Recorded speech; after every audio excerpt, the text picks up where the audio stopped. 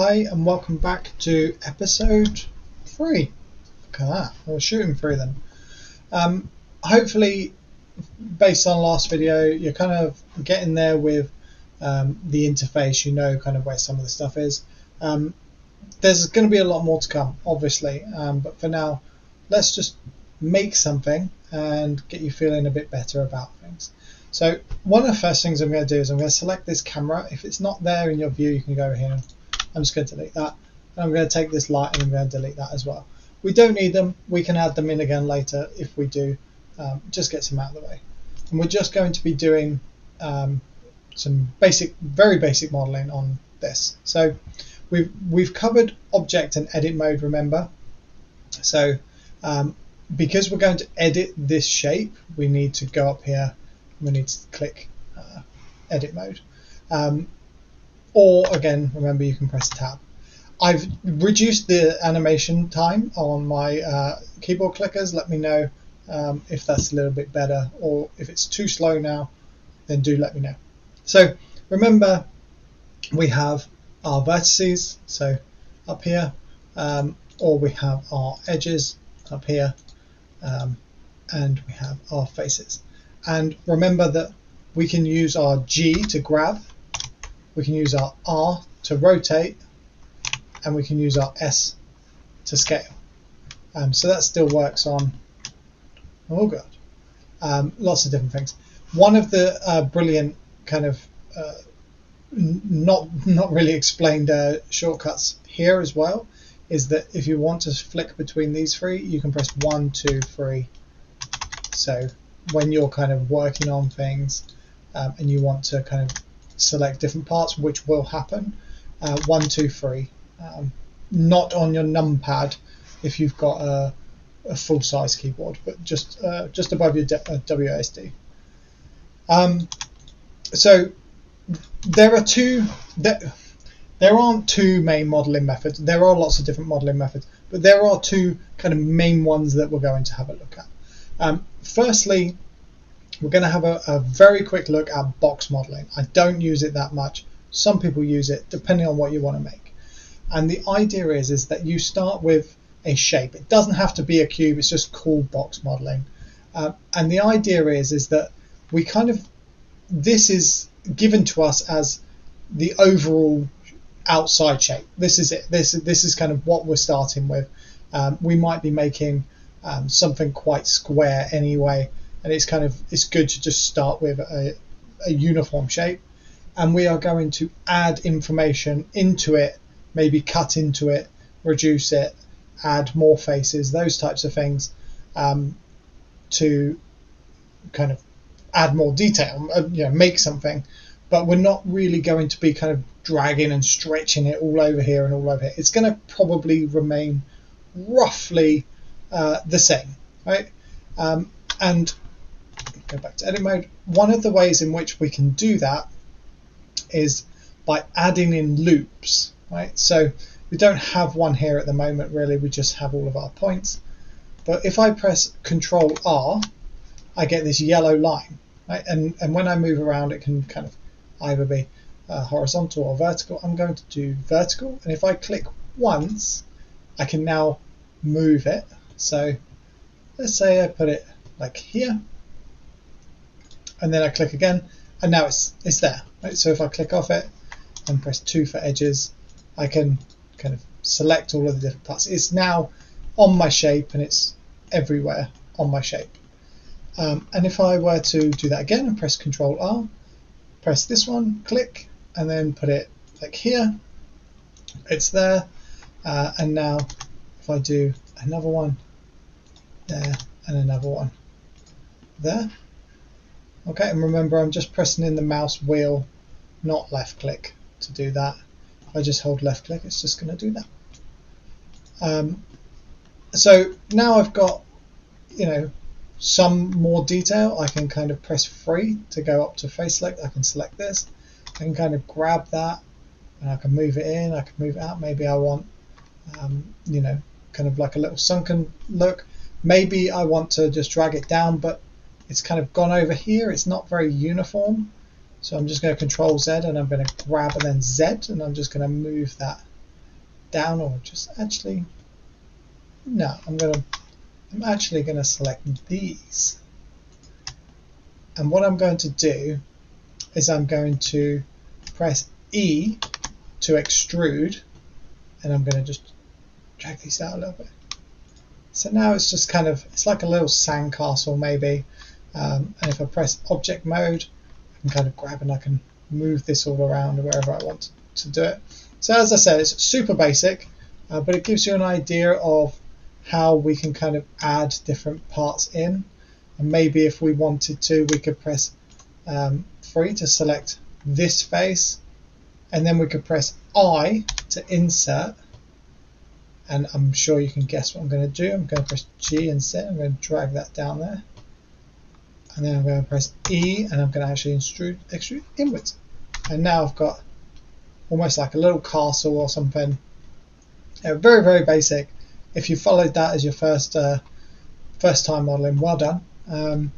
You've already covered some of the key tools that we'll be using probably for the rest of your 3D modeling career. When we move into tab, we can kind of see all of the different lines and everything that we can select if we want to, but we can just see kind of how the shape is coming together and whatnot. And we can see that because we're using a box modeling approach, it's kind of roughly in the same shape, roughly the same size. And that's kind of what box modeling is for. We have an idea of the kind of endpoint, and that's what we want to do. So I'm just going to Control N and start again. Just going to get those. You don't have to if you don't want to. If you just had your castle object here and you just want to add in a new shape for the next type of modeling, which is poly modeling, then you can do that. So pretend that this is your shape that you just had. To add a new shape, hold Shift and press A, and you get this add menu. So here this has all of the things that we can add into our scene nice and conveniently. If you're not sure on that, if you're not able to do that or whatever, you can always go up to add and you have exactly the same menu. So again, this is just Blender really helping you kind of provide by providing more than one way of accessing the information. So here we have our meshes, which is like our cube. They're objects that are made of a mesh. We have curves, which we may or may not get onto later. Surfaces, never use. Metables, never use. Text, I think I've used once or twice. Volume sometimes. Grease pencil, I don't know, a lot of people use that, but I tend not to. For no specific reason, I just don't tend to in my day-to-day. Armatures we'll cover later when we're doing some animation, empties, and obviously we already saw lights and cameras and things in the scene. So for this one, what I'm going to do is I'm actually going to use a cylinder. So if you go on here, go to mesh, go to cylinder, or you can go add mesh cylinder. Now when we add something into Blender, it's going to automatically add it at 0, 0, 0, which is where these red and green lines cross. And it's just more convenient. That way we know where it's always going to be. And it's currently inside our last shape. So what I want to do is I want to get rid of our last shape, but I want to keep it just in case.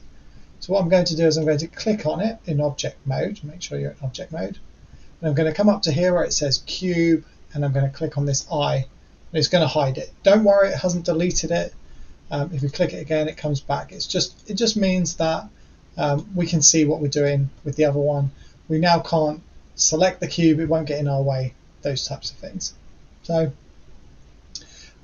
what we're going to do is we're going to make a bottle. So a wine bottle or a Coke bottle. Oh, Coke bottle, yeah. We'll try and make that because that's just more fun.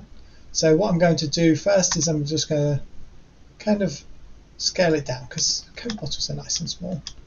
And then I'm going to press S and Z, and I'm just going to bring it all the way down so it's a nice thin disc. Now, one thing that might happen is you might lose this because it's very, very small, or your computer might start to struggle if you're kind of scrolling in lots. Kind of depends on how you've got it set up. If you find yourself kind of like this, or even heaven forbid like this, and you're not quite sure where everything's gone, don't worry, it's happened to me more than a few times.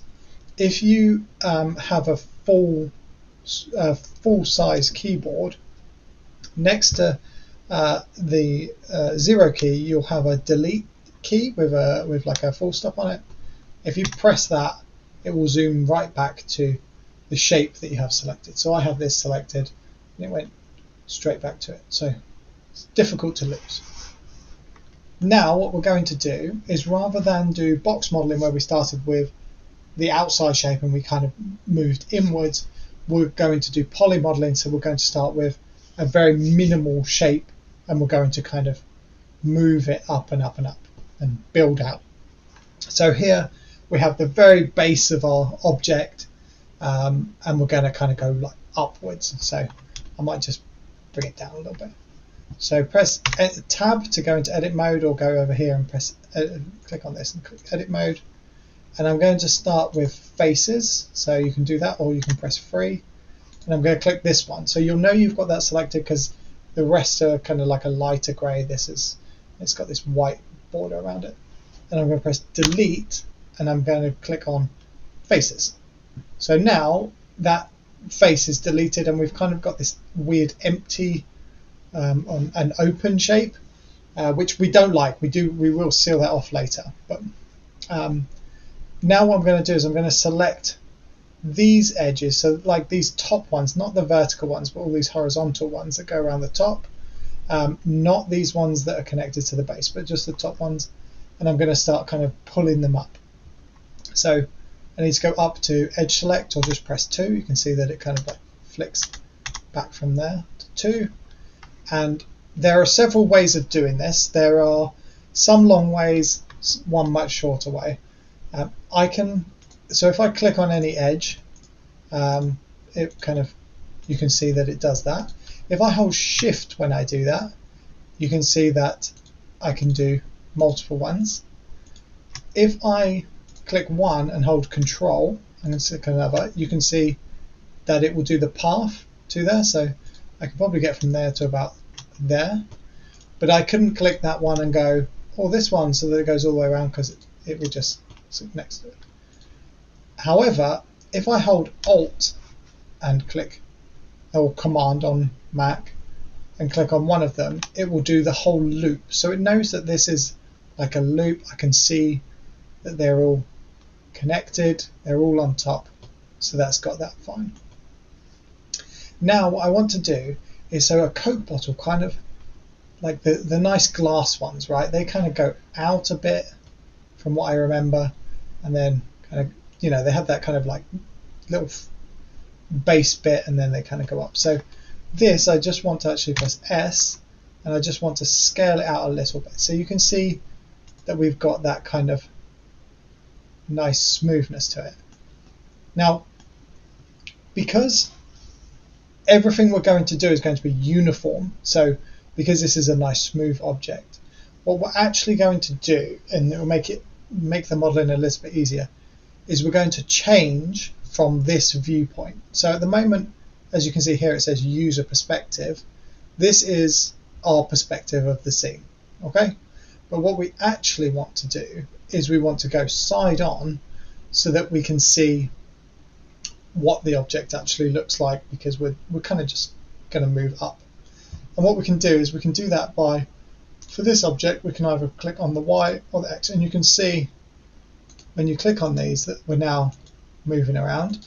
And if you get completely lost in here, that's absolutely fine, because you can click on any of those, and if you click mouse wheel, you're back into your perspective mode, okay? And that's actually, it gets a bit annoying sometimes, because you forget that you need to hold shift when you move, and yeah, you kind of come out of it. It's a bit annoying. So now I would need to hold shift and mouse wheel. Otherwise, if I just do mouse wheel, it's going to keep moving away. So this is a nice start, but we need more. We need a lot more. And if you remember when we were box modeling, when we pressed E to extrude, we kind of grew out more mesh. And that's because what extrude does is it creates new vertices that are already connected to the old ones. Right? And you'll see what I mean in a second. If I press E now with this selected and pull up, you can see that my new selection is already connected with all of these to the old one.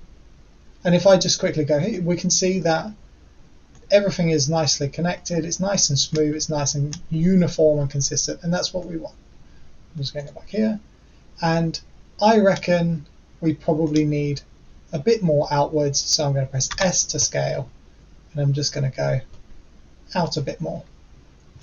And now we're going to repeat this process a lot, okay? So I'm going to press E again and go up, and what might happen is this, right?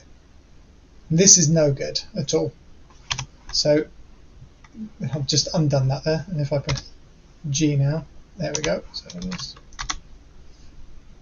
what I might want to do, because we're moving upwards on this blue line here, okay, what I might do is just get my selection and press Z, and now I can only move it on this one.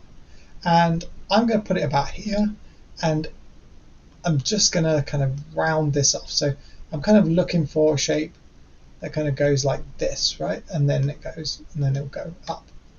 So now I'm just going to press E again. I'm going to press Z again. I'm going to do this. But because I want this line to come inwards, I'm going to press S, and I'm going to go in a little bit, right? And you can see that that's kind of like a nice curved base. And I'm just going to scroll out a bit. And now I'm just going to press E and Z again. S, I'm going to just scroll that in. And then I'm just going to do a bit further. So this is kind of like one of the longer ones. And I'm just going to bring that. Does that come in? That doesn't look like that. Looks about right. Okay. So now we have kind of an okay base, a good start. And we're just going to keep going E, Z to go up. I'm going to do S now to go in a bit. Don't worry if it looks blocky at the moment. Quite a big one there. E, Z. So you can see that when we want more of this kind of curve detail, we have these lines closer together. And where it's going to be kind of the same, we don't really care much about it. It can be, larger gaps. And this is kind of like, so it's just a nice bit of detail there. And then we're just going to have like the label and bits there. So that's probably going to be about that big. This is going to be the weirdest proportion code bottle you've ever seen. And then I'm just going to do another little bit, and then I'm going to start to, so E, Z up, and then S to scale, E, Z, S to scale, E, Z, S to scale, S, and we can see that that isn't a million miles away. Okay, so we kind of get the gist of it. It's not perfect, but none of us are, right? And to finish it off, we're just going to put a cap on it. So that would be another E, Z, and this time we're just going to do a nice big jump. So we get this kind of like lip, and then E, Z.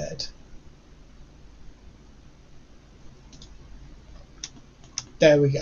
Okay. Now, if we wanted to, we could start moving some of these lines around a bit later, but don't worry too much about that. We're just learning. Okay. Enjoy the fun of it. And now we want to close this off, right? Because we don't want to see inside it. So we're going to use a very useful trick in Blender. We've got this selected. If you've lost this selection, remember, hold Alt and click on it and it will come back, and press F to fill and it will fill it. Now I can't see it. And if you have managed to follow that complete madness, and this is your first time 3D modeling, you should be very proud of yourself, because you've made a nice little Coke bottle. If we go back to object mode here, just one last little bit, and we make sure that we've got it selected, so we can tell it's selected because it's got this orange outline, and right click, we're going to do shade auto smooth, and there we go. Okay, now the light looks a little bit weird on it. Let's try shade smooth. Ooh, even weirder. But that's okay for now. Don't worry about it. You should be very proud of yourself. Let's move on to doing the same thing, but for our robot arm. So I'm going to take this, and you can keep this if you want. I'm going to delete it just because I like to keep my project file nice and clean. But don't worry about it. You can always just keep them in there. It's not a problem. So what we're going to do over the next few videos is we're going to be working on the same file. So once you're done, before you close, make sure that you go up here and do File, Save, and save your work wherever you want.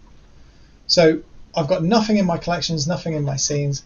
I'm going to Shift A or go to Add. I'm going to Mesh, and I'm going to add a cylinder.